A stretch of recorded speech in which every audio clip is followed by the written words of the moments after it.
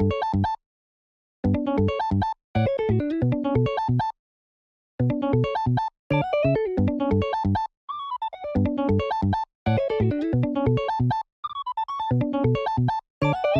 what's up, ladies and gentlemen? Good to see you again. And we've got my man Alex here. Just won the Core TCG Treasure Cup last night, and or I guess I should say yesterday, because it was an all-day event, but it went into last night, right? It stopped at around like 9 p.m. Eastern. Yeah, it was a pretty late one. Yeah, long day, bro. But you went 9-0, undefeated. Actually insane. I didn't get to I didn't get to catch like every single match throughout the tournament, but I definitely, obviously, watched the finals, and I was like, oh my gosh, look at this. Purple Luffy's back in the finals again, but Enel was there as well, and you got the dub, dude. Congratulations. Yeah, thank you. It was a long day. Yeah, no kidding. Well, at least you got to rest up, and yeah, we're doing this bright and early. Just kind of wanted to go over the list with you, but we wanted to do something a little different, guys. Alex actually has a really cool story of going from, I believe, your first Treasure Cup or regional experience, pretty much just going like 0-4 and completely dropping, and going from that and then getting into the Treasure Cup win. It's really cool, and we wanted to go over, like some of the things that, you've done to get better as a player, but also just, the experience of, going from that bad beat to a first ever Treasure Cup win. That is fantastic. Yeah. Yep, sounds good. Yeah, it was a fun journey. Absolutely, man. Well, yeah, tell us a little bit about the list. Yeah, so I am playing a pretty standard Enel list, I feel like.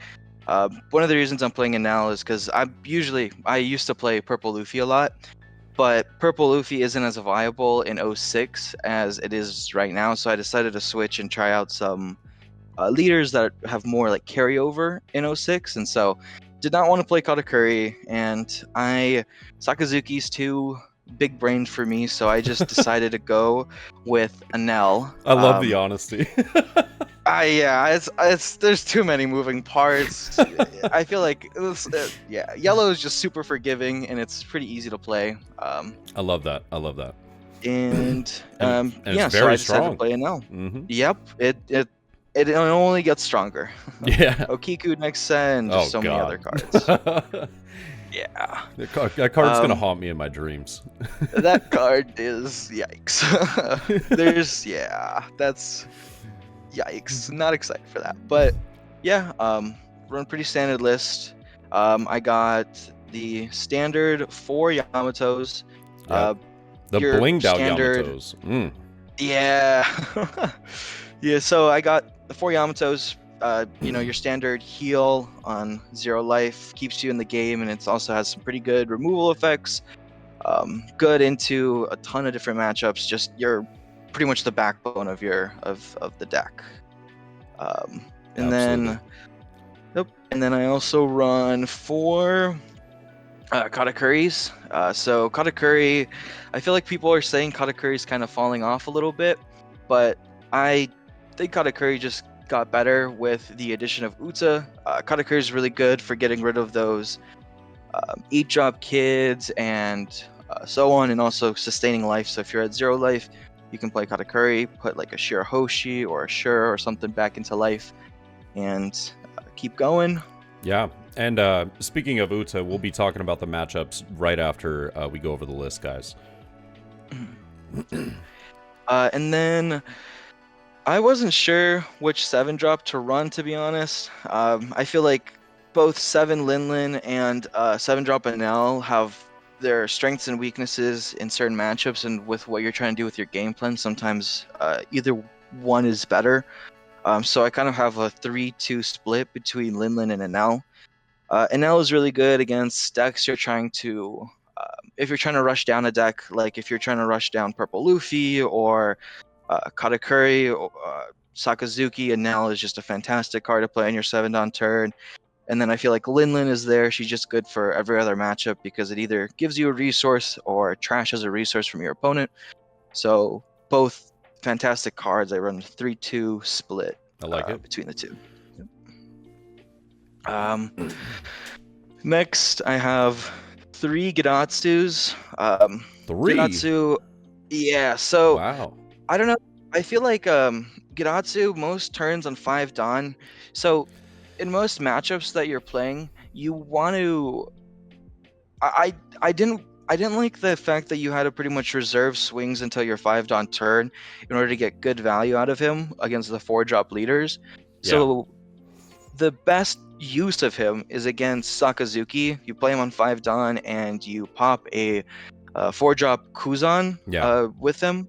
But the thing is, if you want to go second against Kuzan, and if you go second on the second curve, you on your 4-drop turn you want to commit like an Ohm Holly kind of play. And so if you do Ohm Holly, their response usually isn't to drop isn't to drop the 4-drop Kuzan. Yeah. They usually want to get rid of your board as fast as possible. So like not swinging and them not playing the 4-drop Kuzan, it's usually what ends up happening. So I feel like this card is a little bit less valuable now than it was before than some of the other cards in this deck. So I just kind of kept him at 3. And this is a very, very good card. But I don't know. I guess it didn't fit into Yeah. the matchups I as think well as I wanted. your explanation is super fair, so that makes a lot of sense. Yeah. And then what I think is probably the best card in this deck, other than Yamato, Ohm Holly combo. You just want to populate the board. Just fill up the board as much as you can, and you get a 5K and a body that's 6K most of the time. It's just such a great combo. Yeah. Ohm got that dog in him. Yes, sir. I love the Ohm Holly combo. It's not really a combo because you're just searching for a card and playing it, but I mean they combo with each other. But, Absolutely, yeah. But fantastic cards. Great for Katakuri matchup, Sakazuki. Pretty much any matchup you're playing, you are never sad to see an Ohm Holly. And then you got your Sky Island Searcher, Shura. Okay. Using Shura to search out your other part of Ohm Holly to set up your 4-Dawn play, or even your 7-drop Enels if you have an Ohm Holly combo in hand. It's just very useful, good 2-Dawn turn. Also, you play it on 2-Dawn, your opponent doesn't bother with it. On your 8-Dawn turn, if you need life, you can usually Katakuri it back to life, and you're back at 1, and Enel never dies. So, solid card, solid trigger. And then 4 Shirahoshis, just standard really good yellow card. I think this Enel list plays about it's like 18 to 20 cards with no counter. So having Shirahoshi to filter out those no counter cards and make sure you have enough counter to sustain and survive throughout the game is very helpful. Also, as a trigger, she's very impactful. Great trigger to have as well. And most of the time, since she's a 0K attacker, she just gets left on the board. So she's a 5 cost as well. And you can always just Katakuri her back into life, and your opponent can't really do much. Yeah, I feel like the toughest part about Shirahoshi for me, playing like Sakazuki, has always been I want to remove this card so that they don't get it back with Katakuri, but it's 5 cost. It's so hard to get rid of, you know? Yeah, because that's at least 2 cards that you have to commit to getting rid of it with like Ice Age or Meteor Eruption, Leader Swing, and Houndblaze. So it's just not a very easy card to get rid of for any deck. Yeah. And it just lingers on the field and then gets Katakuri back to life and fixes your hand even further. Yeah. I've even seen some people go as far as swinging for game with Shirahoshi. Oh, I had to do that one of my rounds. Oh wow. It was guaranteed lethal, but I had to put 7 Dawn on Shirahoshi and just swing 7 at them. That's so crazy. So great attacker if you need. Not that's a terrible attacker. No, yeah, You know, there if you need it. Last effort, yeah. Yeah. And then I have 2 Brulees, 2 Sanjis. Oh, Both have their uses. I feel like I honestly, the reason why it's a 2-2 split, I'm just kind of getting ready for OPO 6 with this list. That's yeah, what I was just kind of trying to do. So I was just trying to see which one I liked more between Brule and Sanji. Um, and so I just kind of played a 2-2 split. I feel like Sanji is just overall in general the better card. Even though it costs you 1 from hand, you still get that 5k body. So you can always go. It helps with going wide. It gives you a 4 Dawn play. And also Brule is really easily removed too by Sakazuki. yeah. So it's just, yeah, Do leader you? swing and then. Mhm. Sorry to interrupt. Did you find that this ratio was actually the best for a lot of your matchups, or do you think it was a little greedy going 2-2? I think 4 Sanjis and 0 Brules is the play for Okay. for me. Yeah, I think there was never a time where it was like, oh, I had 3 Dawn and if I have 3 Dawn on my turn, I hopefully play in like one of my searchers or something else. But when it was 3 Dawn, I usually didn't have this card in hand. So like, because Right. running it at 2 is you don't see it as often. Yeah. Um, so I think going forward, what I would do is have 4 Sanjis and no Brules. Okay. Because Sanji just gives you a 5k attacker and you Right. can go wide. And a lot of matchups, I feel like going wide is better than just having a free card. Like going wide for the cost of 1 card for hand is better than just having a 1k Yeah. blocker. Yeah. I can feel that. Yeah. Especially since, like, in next set too, I feel like Brule gets removed by everything. So, Yeah. No kidding. yeah. And then The my goat. savior, The goat. Beige. Yep, I was saved by this card in purple loof against my last opponent. Yeah. Um, yeah, fantastic card. So Great good. 2k counter. If you're playing yellow and you don't have 4 beiges, I don't know. I think I don't you're know. trolling, you know? Yeah, even if it's not searchable, it's just too good of a trigger to pass up. Yeah. And for context, because what's funny is I was watching the finals like many of you probably did yesterday. And as you're watching it, you see the last life come out as beige, and you're like, "Oh my God, yellow, no!" and I was thinking the same thing. But I actually asked, I believe I asked you last night on stream, how many games did beige, become relevant as a trigger out of your 9 matches yesterday? So beige for me, I think Because I there believe you said it was was 1, right? It was maybe it was another game, yeah. but that one was the only game that like really like That was the most saved that you. was the most impactful beige trigger I had. Right. All the other games where I did trigger beige, I feel like if I didn't trigger out of the 2k to hand, I still had enough counter to counter out. Right. Like that, I was playing against, I believe, Katakuri, and they had a 12k mom swing to go for game. I triggered beige, stopped the 12k mom swing, but in my hand I had 15k worth of counter Oh yeah. if I added the beige to hand. Yeah. So I did that just in case they had like something like crazy, like 3 Amarus, or well, Oh they didn't yeah. even have any Dawn, but Yeah, um it's at that point it's kind of mute, you're just like, all right, well, if I use it, y- it stops it, and if I don't, I still stop it. So, whatever. yeah. Right. But and I think there was another purple Luffy game where I did have enough counter in hand as well, but I Yeah. triggered this card. So um, the finals was definitely the most impactful. Yeah. Um, Because I but believe in yeah, the finals you had the 2 1Ks, and then this would have got you to 9, yeah, but he swung 9, right? yeah. Yeah. So I think he had. So I had 2 1Ks in hand, and I think he had his leader, and I don't remember if it was 3 or 4 Dawn that he had active. I think it But was if he had 4, but if it was 4, yeah. then yeah, then the beige mattered. Right. Because if it was 3, then any Right. 2k would have done. But no matter what, the beige mattered in that last game. Yeah, that was yeah. I was watching it like, oh my god, that card.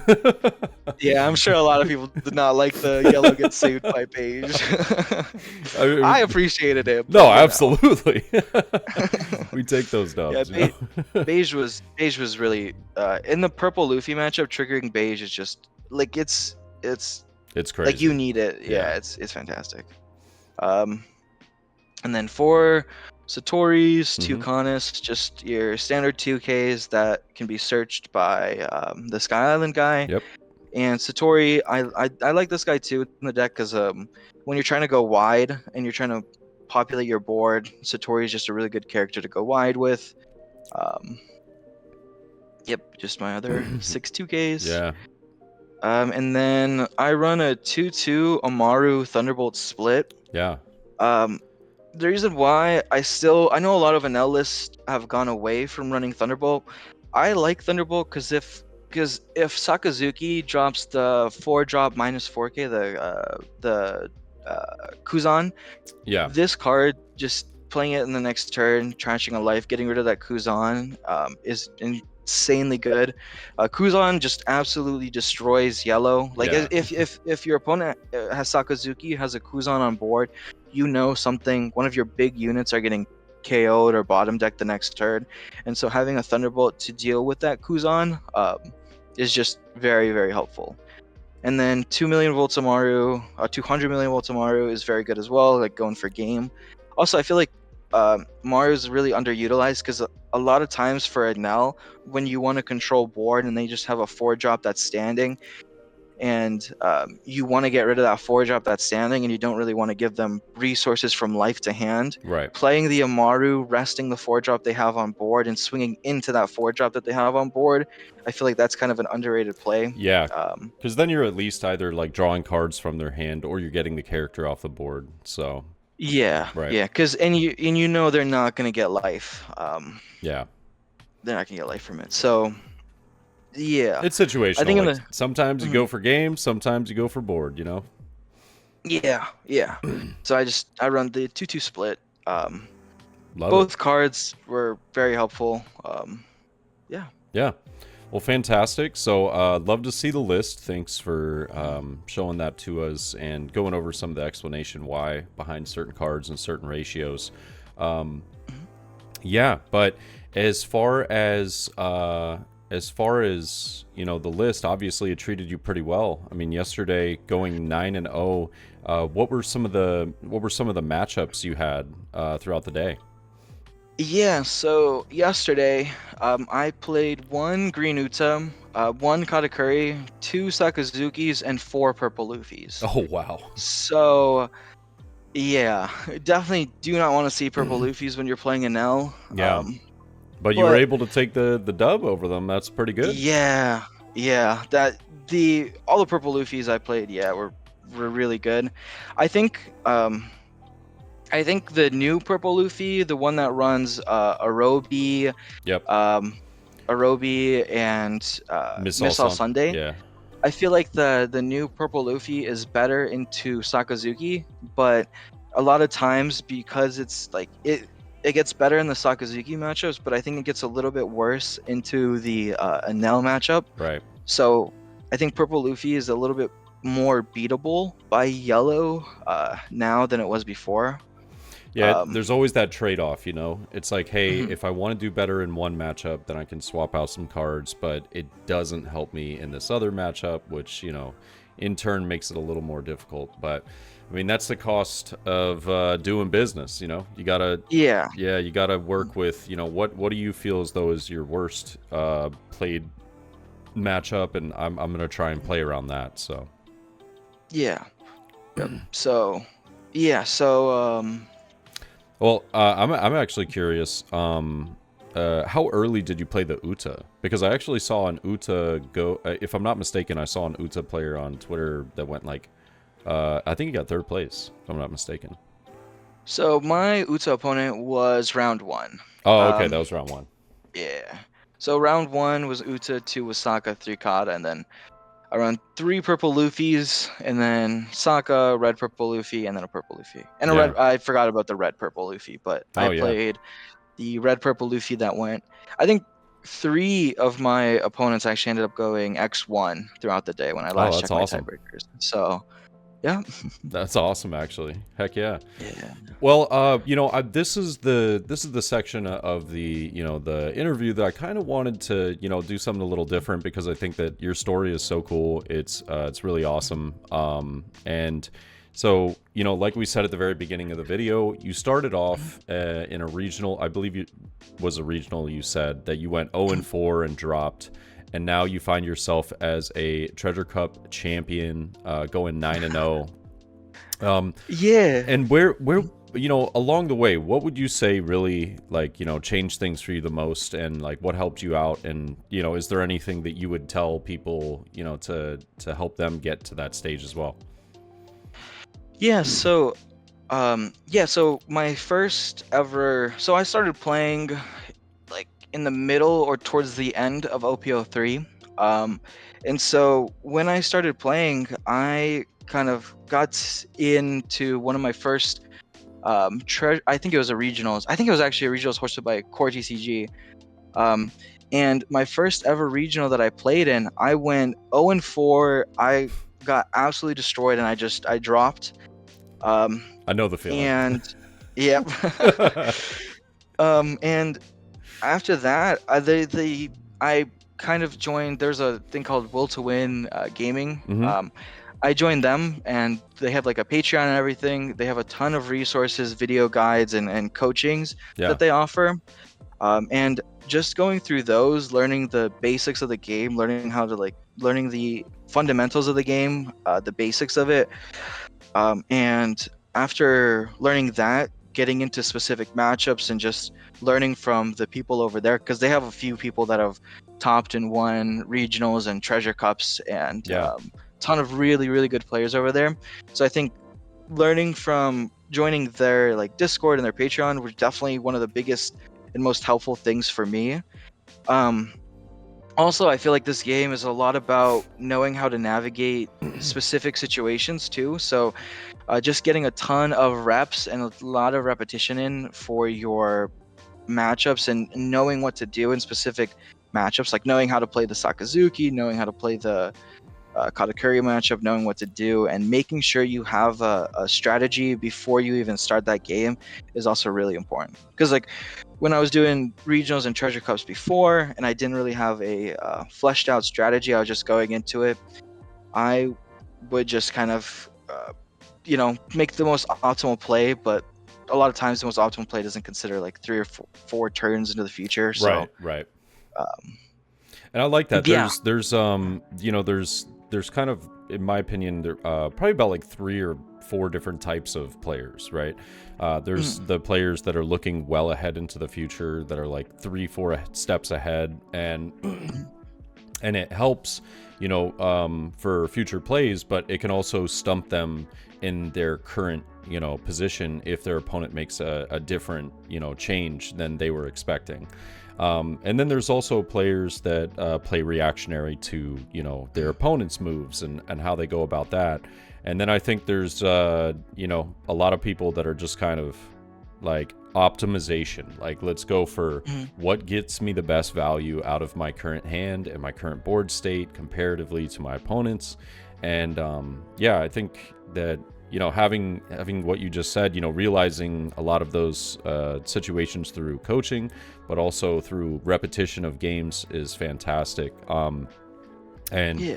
yeah, if you had any tips or tricks that you would say, like, that you, I don't know, that you took from either your experience through coaching or through Mm. repetition of decks, whether it be like stick with one deck, run it throughout the entire set, or is what would you say, like, as advice to maybe trying to get that that top position? Yeah. I think definitely testing out on like on sim every single, like all of the meta relevant leaders is a really good idea. um because when you test out all the meta relevant, like in the beginning of the set, what I like to do, and what my plan is for '06 and what I'm kind of already doing, is I want to test out like all the new decks that are coming out, all the new cards, see how they play. Yeah. And then from seeing how they play, seeing how they work, I can always kind of adjust. So I guess my recommendation is just test out every leader, see which one you like. Unless it's not meta relevant. Well, I mean, play it if it's not meta relevant, but it's a lot harder to play a non-meta relevant deck and win. And win, right? Yeah. Yeah.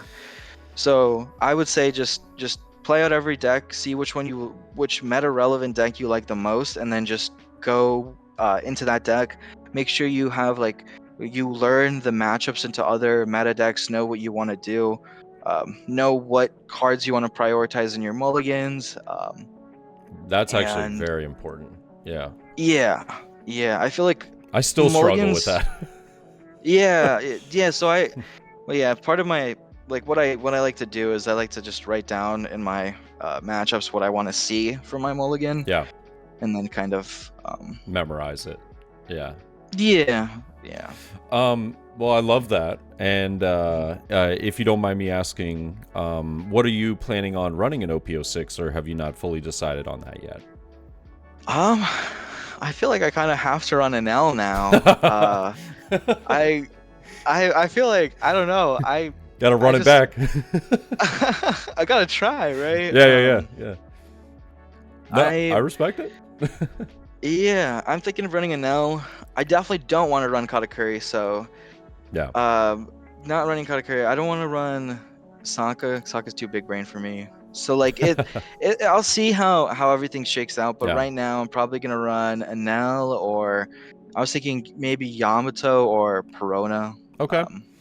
Those all seem like fun options. Yeah, I think honestly, Yamato. I had a lot of fun testing Yamato, but it's kind of like I don't know. To me, it seems, but maybe it's just the build I was running. It seems kind of memey because it's like basically you're just trying to go for like this really fast win, and if it doesn't work within a certain amount of time, you just lose. Yeah, that's the problem with Yamato. I feel like it's just a glass cannon. No, like, 100%. You need to see your Hody Joneses. You need to see like decent triggers. Yeah. I feel like it's just not really the most consistent deck, but then again, it's been topping a lot in Japan, so yeah, I do think it was at the very beginning of their meta, but we'll see where it goes. You know what I mean? And by the way, do you have any shout outs as we close out the video? Yeah, I like I said again, Whirlwind Gaming, give them a huge shout out. They helped me a ton, get a lot better at the game, and can't thank especially Will, who runs Whirlwind Gaming. Yeah, I can't thank them enough. Yeah, William Craddock, dope ass dude. Yep. I gotta they because of their Patreon and everything, I got a cereal shanks. So hey, we take those. Yep. Fantastic. Well, dude, thank you for joining us, Alex. I appreciate it. And I'm just happy. It's super cool feeling to know that you've been one of the awesome people that have joined my Twitch channel and been hanging out like a lot of nights, and just to see you come in last night and tell us like that I honestly didn't know it was you that won. I had no idea it was you, and then you popped in and you're like, yeah dude, that was me. I was like, what? Like I was like, I hate Veggie, but I'm so happy for you. Yeah. I love your streams too. Thank you, bro. Yeah, thank you. Yeah, man. Well, congratulations again. Looking forward to seeing where you take it in the future of OP06. And yeah, guys, if you are here at the end of the video, please do leave a like. Also, leave a comment if you're interested in anything or any questions for myself or Alex. I'm sure that both of us can try and get back to you in the comments. Other than that, hope you guys have a great day, and we'll catch you in the next one. All right, peace.